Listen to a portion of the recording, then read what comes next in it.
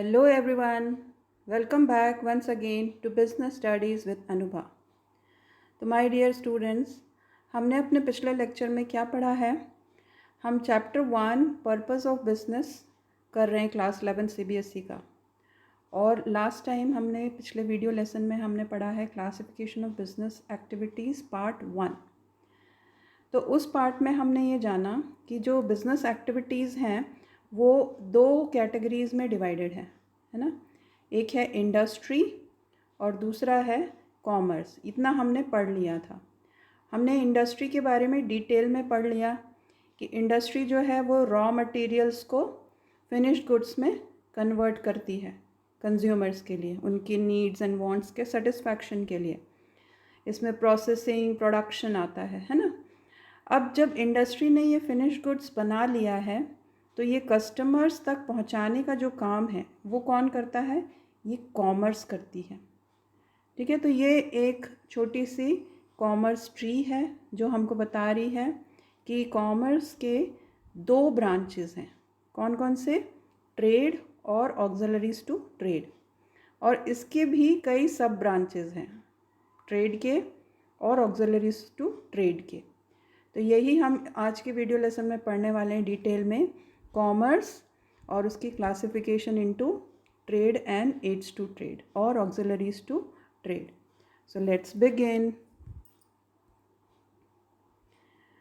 सो commerce को हमने two categories में, मेजर कैटेगरीज़ में डिवाइड किया है। जो भी एक्टिविटीज़ हैं वो ट्रेड और ऑक्सिलरीज टू ट्रेड में क्लासिफाई की गई हैं। ट्रेड का मतलब क्या है? एक्सचेंज और transfer of goods from producers to the buyers और कंज्यूमर्स। तो ये जो ट्रेड है वो basically selling and buying activity है। और मैन्युफैक्चरर से जो होलसेलर है वो बल्क में जब प्रोडक्ट्स ख़रीदता है, उसके बाद वो रिटेलर को देता है और फाइनली रिटेलर से कंज्यूमर्स तक प्रोडक्ट पहुंचता है। तो ये पूरा जो चेन ऑफ डिस्ट्रीब्यूशन है वो है trade. That means where the goods are produced, which are produced by the manufacturer, they are distributed or sold to the consumers. So it removes the hindrance of people or persons. अब यहाँ पे ये जो group of person है producers से to the group of persons called consumers. मतलब जो trade है वो हिंड्रेंस ऑफ पर्सनस या पीपल को रिमूव कर रहा है। मतलब वो प्रोड्यूसर्स से कंज्यूमर्स तक प्रोडक्ट को पहुंचा रहा है, गुड्स और सर्विसेज को पहुंचा रहा है। क्योंकि बेसिकली ये जो कंज्यूमर्स हैं उनके लिए ही, उनके नीड्स एंड वांट्स के सेटिस्फैक्शन के लिए ही गुड्स एंड सर्विसेज प्रोड्यूस या रेंडर की जाती है ना। ऑक्सिलरीज और टू ट्रेड क्या है, या एड, हम इसको एड भी कहते हैं क्योंकि ये सपोर्ट सर्विसेज हैं, हेल्पिंग सर्विसेज हैं टू फैसिलिटेट ट्रेड। ये जो बाइंग एंड सेलिंग है इसको फैसिलिटेट करने के लिए, सपोर्ट करने के लिए, प्रमोट करने के लिए, फोस्टर करने के लिए। तो ये क्या करती हैं? ये hindrance of place, time, risk, finance, information, ये सारी चीज़ों को रिमूव करता है ऑक्सिलरीज टू ट्रेड। अब इसके बारे में हम डिटेल में पढ़ते हैं कि ट्रेड जो है वो किस में क्लासिफाई हुआ है और ऑक्सिलरीज टू ट्रेड में और कितने सारे उसकी ब्रांचेस हैं। तो जो ट्रेड है, trade is the link to communicate or to bring the products from producers to the consumers. So trade is the link of producers to consumers for distribution of goods. That has been divided into two major categories, internal trade and the external trade.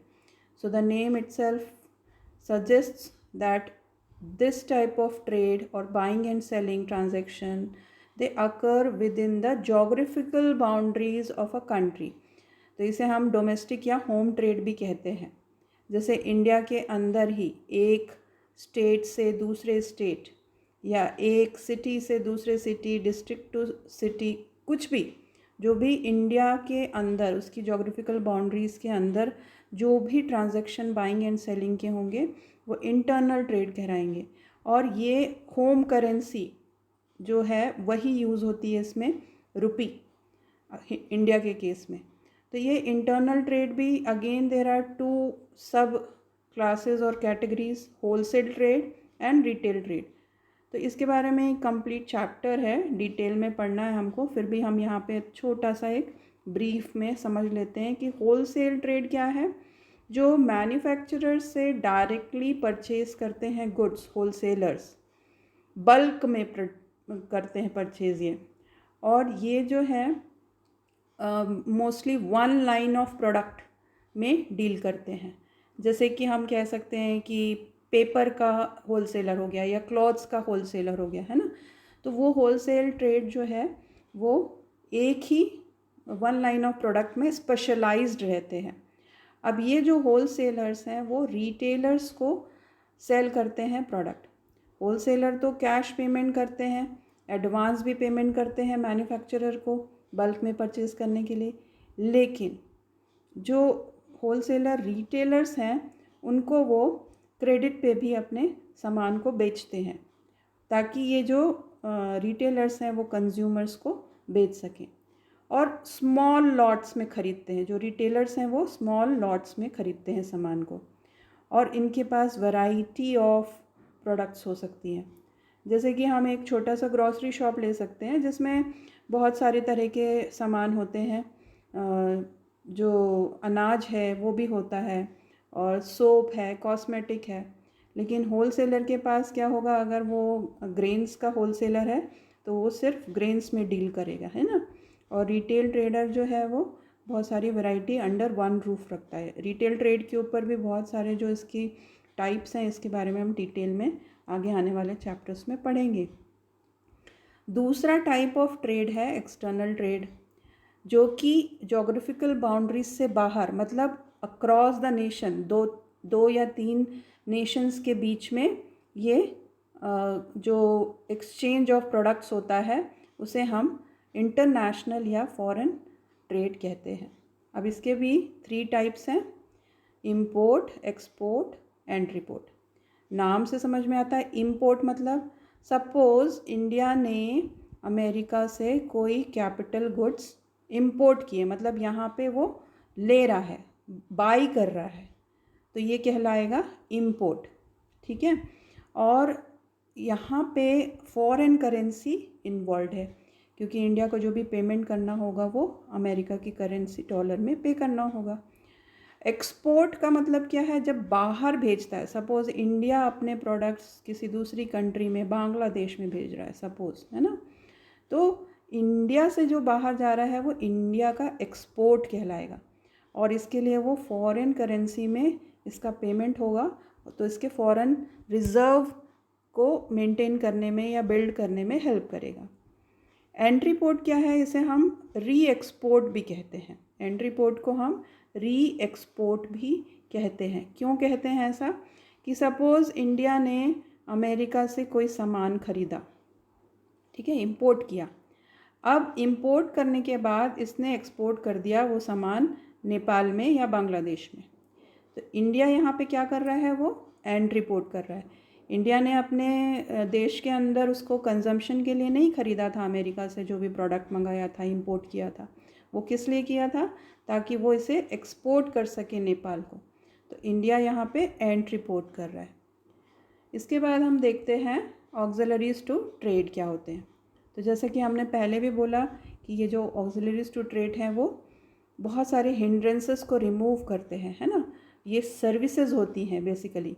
तो services basically क्या क्या होती हैं, जो उसके types हम देखेंगे तो कुछ होती हैं पर्सनल सर्विसेज, जैसे एक डॉक्टर जो पेशेंट को सर्विस देता है वो है personal service.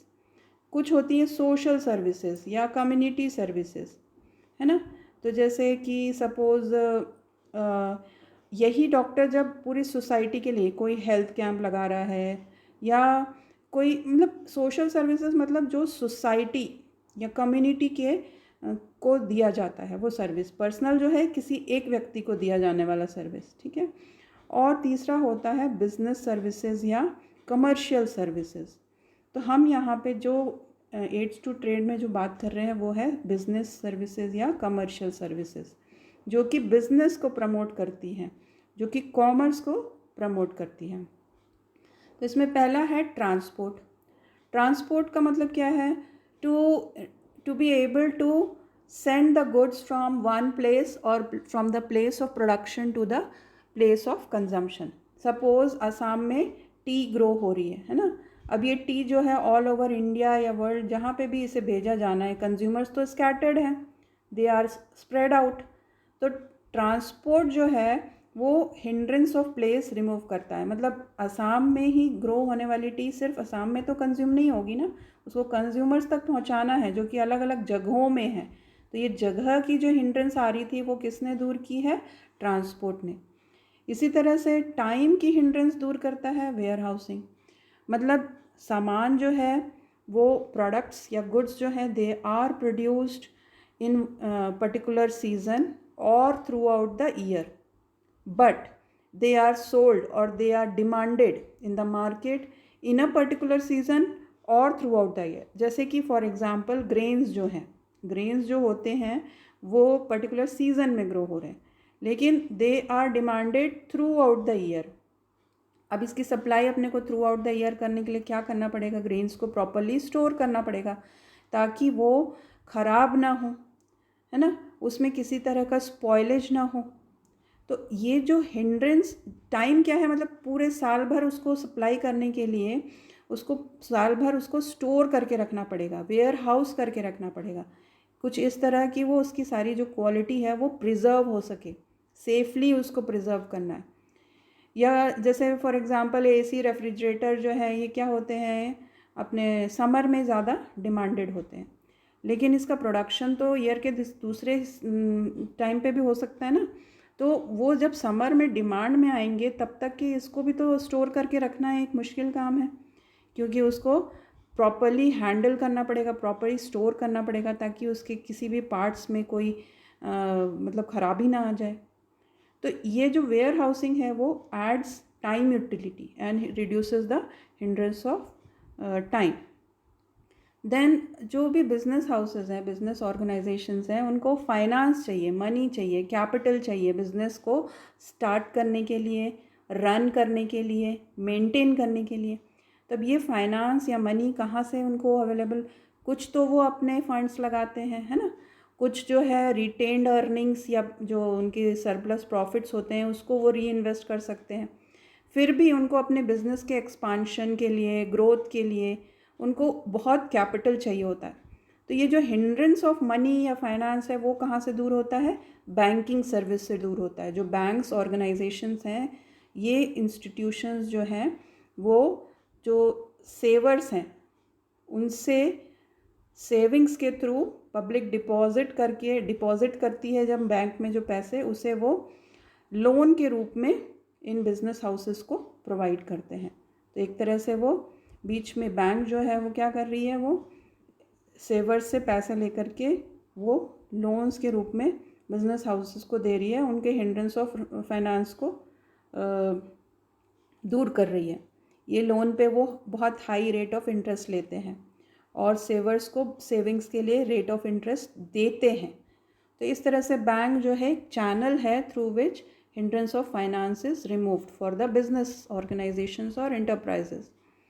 Then business has to is expose to a variety of risks, जैसे कि कोई नेचुरल रिस्क हो सकते हैं, टेक्नोलॉजिकल रिस्क हो सकते हैं, ह्यूमन रिस्क हो सकते हैं, जैसे कि फायर है, थेफ्ट है, एक्सीडेंट है, और एम्प्लॉयज़ के द्वारा किया जाने वाला फोर्जरी या किसी भी तरह का मतलब प्रॉब्लम आ सकता है, बिजनेस हाउस को बेयर करना पड़ सकता है।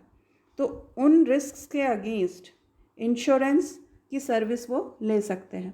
तो ये जो बिज़नेस है, इंश्योरेंस जो है वो इंश्योर्ड को, जो इंश्योरेंस कंपनी है, एक नॉमिनल अमाउंट ऑफ प्रीमियम पे करने के एवज में उनको इन रिटर्न कॉम्पनसेशन देती है ना। जब ये इस तरह का कोई अकरेंस होता है, बिज़नेस को ऐसा कोई लॉस बेयर करना पड़ जाता है इन वजहों से, तो इसके बारे में भी हम डिटेल में बिज़नेस सर्विसेज में पढ़ेंगे। लेकिन हाँ, इंश्योरेंस जो है एक इम्पॉर्टेंट एड टू ट्रेड और या बिजनेस सर्विस है जो बिजनेस ऑर्गेनाइजेशंस को के रिस्क के हिंड्रेंस को दूर करता है। मतलब ये रिस्क की वजह से बिजनेसमैन अपना बिजनेस बंद करके ना बैठे, है ना, वो रिस्क को झेलने के लिए, उससे ओवरकम करने के लिए यहाँ पे इंश्योरेंस कंपनी उनकी हेल्प करती है। देन एडवर्टाइजिंग एंड कम्युनिकेशन, इसको हम एक साथ ले लेते हैं क्योंकि ये हिंड्रेंस ऑफ नॉलेज और इन्फॉर्मेशन या हिंड्रेंस ऑफ इंफॉर्मेशन और मैसेजेस दूर करता है। तो एडवर्टाइजिंग जो है, जो भी प्रोडक्ट्स जो हैं उनको कंज्यूमर्स तक को बताने के लिए, प्रमोट करने के लिए, उनकी जानकारी में लाने के लिए, उनके नॉलेज में लाने के लिए, जब तक के कंज्यूमर्स को पता नहीं होगा कि कोई प्रोडक्ट मार्केट में कैसा है, अवेलेबल है, जो उसके फीचर्स क्या हैं, उसके क्या यूजेस क्या है, प्राइस क्या है, क्वालिटी क्या है, तो ये सारी चीज़ों के बारे में जानकारी जो देता है वो है एडवर्टाइजिंग सर्विस। ये एक तरह का पेड फॉर्म ऑफ कम्युनिकेशन होता है ना। जो भी एडवर्टाइज़र्स हैं, जो भी कंपनीज़ अपने एडवर्टीज़मेंट्स प्लेस करती हैं डिफरेंट मीडिया में, चाहे टीवी हो, चाहे सोशल मीडिया हो, चाहे न्यूज़पेपर हो, तो उसके लिए वो पे करती है उन एड एजेंसीज़ को और साथ में उन मीडिया वालों को, है ना। कम्युनिकेशन जो है ये ब्रॉडर टर्म है।